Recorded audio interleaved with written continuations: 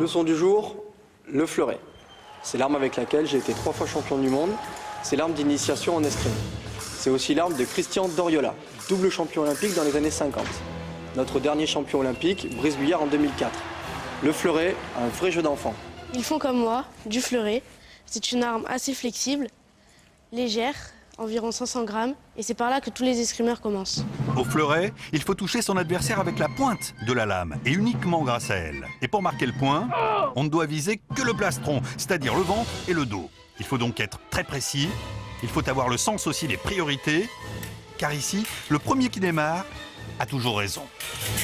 En fleuret, pour avoir la priorité, il faut attaquer.